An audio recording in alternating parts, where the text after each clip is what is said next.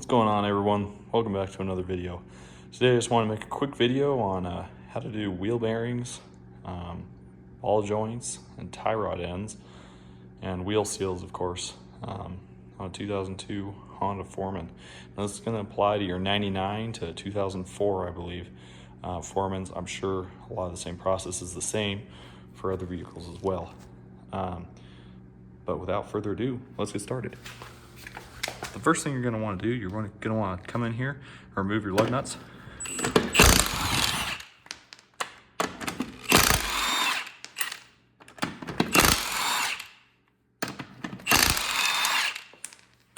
Take your tire off. All right, get that out of the way. Next thing you're going to want to do, you got two 8mm bolts, one and one. You're going to take an impact and you're going to remove those. If you don't have an impact, you can use ratchet, but remove those. Remove that one. All right, now we're going to take our brake drum off. This may take a little persuasion, so I will be right back after that comes off. All right, everyone. Now that the brake drum's off, you can see right there, all we got to do now, take out this cotter pin. This is a 22mm bolt. You're going to remove that.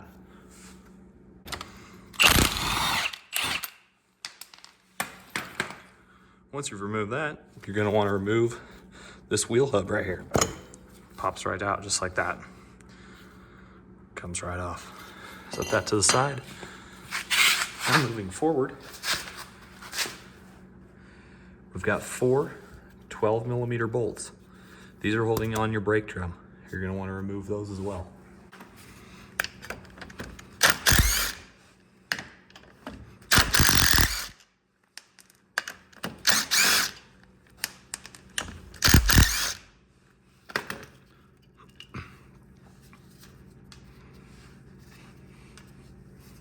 Now, after you get those removed,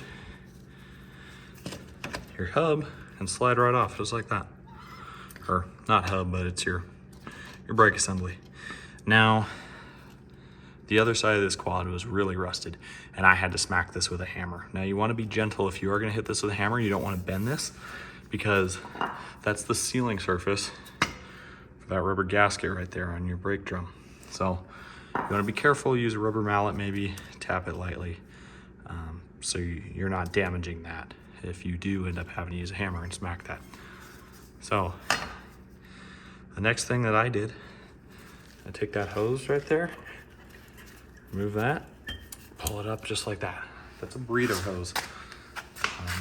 It allows air to circulate. It actually comes in backside right there. That skinny hose, kind of hard to see with the lighting.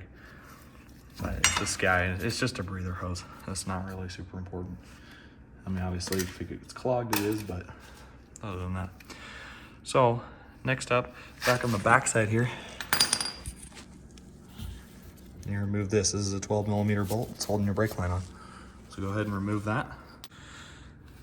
With that removed, next thing I like to do, I just take this over, swing it over to the side. Move it out of the way. You don't want it in the way of what we're going to be doing to remove the ball joints. Okay. Next up, down here, 17mm bolt. You remove that cotter pin, and you take that bolt off, and that's going to remove this tie rod end right here. Got my Milwaukee impact on there. Should take it right off. Just like that. Right off of there. This is not a friction fit on this, actually. It's not like a ball joint, but sometimes it gets a little stuck. So you're gonna want to take a hammer. This.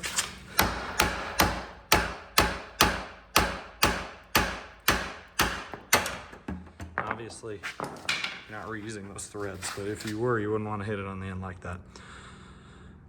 Next up, ball joints. Lower. Right down here, same thing. 17mm, and you got a cotter pin you gotta take out. Same thing with the upper. Right up there. Got a little bit of a clearance issue, so I'm gonna have to use a box wrench for this one. And we're just gonna pull it right off of there. Man, that was not very tight at all.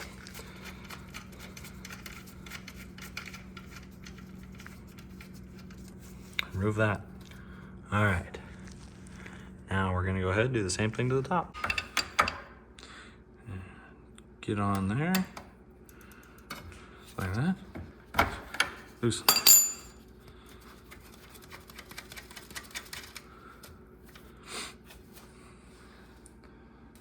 All right. Now, you've never removed the ball joint. I'm gonna show you how. You're gonna take your hammer. You want to hit right on the end of the control arm, right there. Just like that, pops right out. Give it a hard tap. Same thing. The upper, you're gonna hit right there on the knuckle. Just like that, it fell out. So, this is your knuckle. This is what your bearing's in. These are the seals that we're gonna be replacing. It's your outer seal and your inner dust seal. And right in there is the bearing. So, I'm gonna show you how to replace the upper ball joint first. Right there, you have a C-clip. You're gonna either need a special pair of pliers for that. You can also modify a pair of needle nose pliers to fit in there. And got that. If you don't have one of those, it's gonna be a real pain in the butt. I would highly recommend getting that.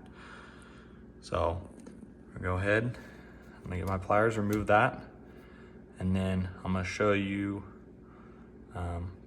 how to get that ball joint out of there.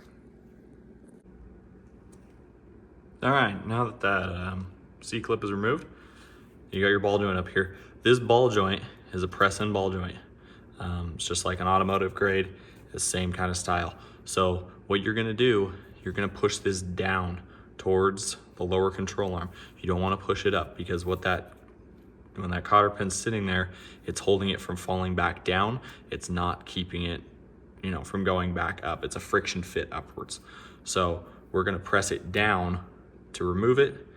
And after I remove it, I'll be right back. You are going to need a ball joint press for this. I would recommend not an automotive one. I would recommend an ATV one if you can find one. I have an automotive one, and it doesn't work very well for this. It's a little too large. It's more for truck ball joints and whatnot. So I would recommend getting an ATV style for smaller ball joints to make your life easier. As you can see, I got a huge ball joint press on there. So it's just about ready to be removed. That's what it looks like. That's kind of what you do. And then you just tighten this upper part here, and it's just gonna push down, and it's gonna pull that ball joint out. So we'll be right back after I do that, all right? All right, that's it with the ball joint removed. This is the ball joint that we pulled out of there. Just pressed it out, came right out. So now we're gonna go back to installing the new ball joint.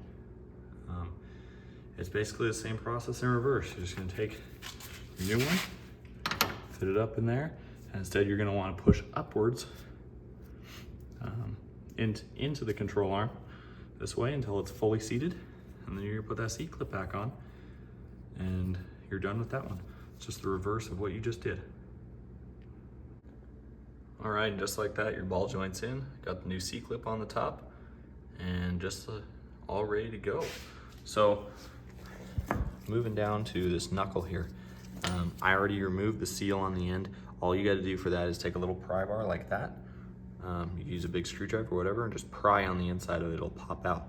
Now behind that, there is a large, it's another C-clip, and it actually goes in here. And you're gonna remove that, you're gonna squeeze that C-clip in, then you can use a screwdriver to stick it behind and pry it out. So I already did those two steps.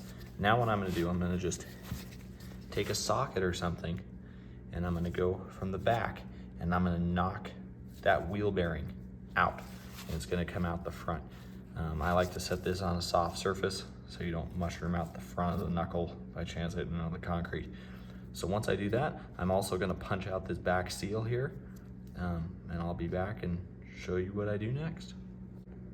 All right, I got the bearing knocked out, as you can see, and the seal as well. So what you're gonna wanna do, just wipe this down real good, clean it up, and then put a light coating of grease in the side there, on the sides of this, for your new bearing to go on. Now, these are a tolerance fit. There's the old bearing. They are a tolerance fit, but they're not super tight. So I've seen it done where you can use a hammer and you can hammer them back in. I don't like doing that. I don't like hammering on the cages of bearings. It's just, in my opinion, it's not good for the ball bearings in there. So I'm gonna use a press. When you press something, you wanna press on the outer rim. You don't wanna hit the inside of this. I've seen a lot of guys on YouTube hit the center of this, and it's just not good for the bearing. Okay, the bearings, the way these work, they actually are suspended by the ball. That's why they're called a ball bearing.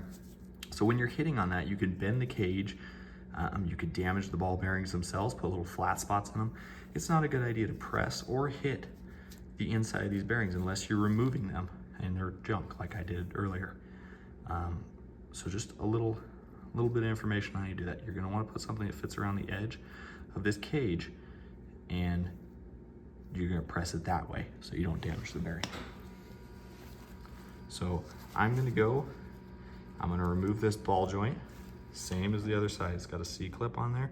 Press it out, press the new one in. And then I'm gonna kind of go through and just give you a quick overview of how I press this bearing in, and then how to put the seals in here. And I will be right back. All right, so I got my new ball joint pressed in there, and I got my new bearing right up there. All right, so you just want to make sure your bearing's level, everything's good, and you know I kind of got a little hokey setup set up here, so it's the bearings, or the hub is flat, able to be pressed against. So I'm gonna run it till this is flush with the housing there, and then I'm gonna take I have another bearing that is the perfect width of the outer race of this bearing, and I'm gonna press it farther down until it seats all the way. So once I do that, I will show you how to do the tie rods. All right, just like that, it's all done. So one note to tell you guys, this back seal can literally be pressed in with your hands. No tools are really needed for that, at least on my vehicle. I was able to push it in with my thumbs. Just put a little grease around the edges of it, and it should slide right in. And obviously you're gonna wanna put your C-clip back in before you put your outer seal on. A note with this seal, see how that's flush? It's flush with the hub. This seal will go farther. It'll go right up against the bearing if you let it. Don't put it up against the bearing. It's designed to be right at the edge. That's where the factory puts it. So just tap it with a hammer, go right around the edge, put a little grease on there, it'll go right in. You shouldn't have any issues with that. So we've done all that. Now we gotta replace our tie rod ends. So up in there, you can see there's a 17mm bolt and a clip. These can be kind of a pain to get off, I'm not gonna lie. It's just awkward. But you want to use 17mm, and then you're gonna have to hold, see if I can show you, the base of that rod. You're gonna have to hold that as well while you're unloosening that. They could be kind of tight. So I'm gonna get those off, and then we'll have our whole tie rod end out. And what you're gonna wanna do, you're gonna wanna measure this. Measure from end to end exactly how long it is. Write that measurement down. Then when you rethread these or if you're going to rethread it, unless you're buying a whole new rod end, but otherwise you'd have to remember that measurement and redo it anyways. But you put it on and you wanna make sure that the measurement is the exact same. I like to take a Sharpie, I'll put a marking at the base of the threads here on this lock nut. So I know kind of I'm in the ballpark. And I do that with each side. Keep in mind, these are an off-road vehicle. Unless you're driving on the street and you got street tires on it, you probably aren't gonna need to be super perfect. And you wanna get in the ballpark, obviously, but it's not like a car where you're gonna notice a few millimeters off and it's, you know, it's gonna ruin your day. So just keep that in mind. You wanna get it close, get it in the ballpark. They just unscrew. Obviously, I believe it's this side is actually opposite threaded, so right is to loosen it. They're just kind of backwards, so you'll know which one. Another thing to note: keep an eye on these tie rod ends. They will have an L on them, and I thought that meant for left side, so I used both of the L's. Well, it wouldn't thread, so I realized that you gotta keep in, when you pull these off, I believe it's the upper one has the L on it, and that's the one that goes there. This one has no marking. So L doesn't necessarily mean left. For some reason, it stands for the one that's on the inner side of each side. So that's something to note there. But I am going to go swap those out. And after that, I will be back and I'll walk you a little bit through how to reinstall everything, put the thing back together, and we should be good to go. So I will be back. All right, so it is all back together now. Got my new tie rod ends on up there, tight, new ball joints, all that. One thing, the one thing I didn't really go over is, you want to grease this hub, the shaft on it, just grease it up before you put it in. This nut right here, your axle nut, that's 80 foot-pounds. You're going to torque that too. That way you get the correct pressure between the CV axle and the bearing squeezing in there. You don't want to get it too tight, too loose. Other than that, I'm just going to put the brake drum back on and should be good to go. So that's about all there is to it. One thing to keep in mind when you're doing this job is the quality of the parts that you're putting on. This quad has 7,500 miles on it. I think a little more than that, actually. It's 780 hours. And hard use, a lot of that was pretty hard use.